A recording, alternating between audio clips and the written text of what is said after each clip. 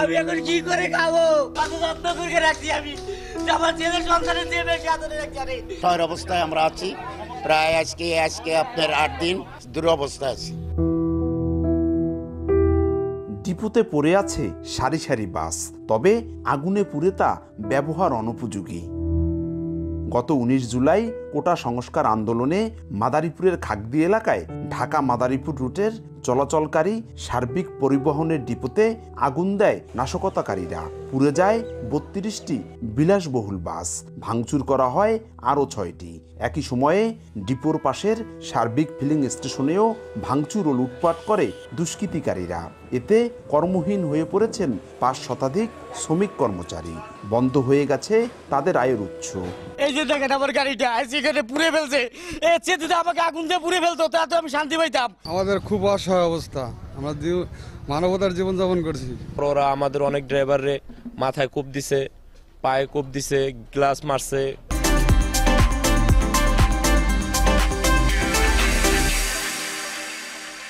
আজকে মালিক পক্ষ ধ্বংস হয়ে গেছে, আমরাও পাশাপাশি ধ্বংস হয়ে গেছি।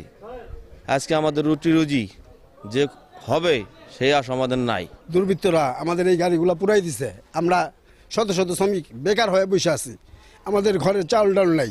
আমরা এখন কি করব? মাননীয় প্রধানমন্ত্রীর কাছে আমাদের আবেদন, যারা এই গাড়িগুলো ভাঙচুর করছে, পুরাই দিছে, তাদের উপযুক্ত বিচার হোক এবং আমাদের রুটি রোজগারের একটা ব্যবস্থা হোক। সরকার যদি অনুমতি করে, একটা সভাপতি করে যদি আমাদের কিছু একটা দেয়, তাহলে আমাদের ফ্যামিলিটা চলার মতন একটা কার্যক্রম হইতো। আমি সরকারের কাছে বলবো, তিনি যেন অতি তাড়াতাড়ি আমাদের এই ক্ষতিপূরণ করে শোধ করে। স্বাধীন দেশে এই যেভাবে ধ্বংসযজ্ঞী, এটা তো আসলে কাম্য না। যারা এই ধ্বংসযজ্ঞের সাথে জড়িত অবশ্যই তাদের দৃষ্টান্তমূলক শাস্তির আমি দাবি জানাচ্ছি।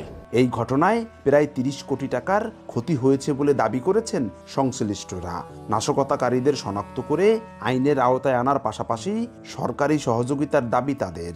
32টা গাড়ি পোড়ানোর ফলে প্রায় আমাদের 500-র অধিক শ্রমিক বেকার হয়ে পড়েছে। আমরা চাই সরকার সহযোগিতা করুক এবং এই 500 শ্রমিকের কর্মসংস্থান হোক। দ্রুত সরকার এটা ব্যবস্থা নিক। যারা ঘটনার সাথে জড়িত, আমার আইন শৃঙ্খলা বাহিনীর কাছে অনুরোধ, তারা তাদেরকে শনাক্ত করে আইনের আওতায় এনে বিচার করুক। নাশকতার ঘটনায় সার্বিক ফিলিং স্টেশনের ম্যানেজার শাহিন মিয়া বাদী হয়ে সদর মডেল থানায় 158 জনের নাম উল্লেখ সহ অজ্ঞাত আরও 3 থেকে 400 জনের বিরুদ্ধে মামলা করেছেন। এখন পর্যন্ত এই মামলায় গ্রেপ্তার করা হয়েছে 6 জনকে। ছাত্র আন্দোলনে ঢুকে নাশকতাকারীদের দেওয়া আগুনে পুড়ে ছাই বিলাসবহুল বাস। এমন ধ্বংসযজ্ঞ আগে কখনো দেখেনি জেলাবাসী। এই ঘটনায় জড়িতদের দৃষ্টান্তমূলক শাস্তির দাবি জানিয়েছে পরিবহন সংশ্লিষ্টরা। সঞ্জয় কর্মকার, অভিজিৎ, সময় সংবাদ, মাদারীপুর।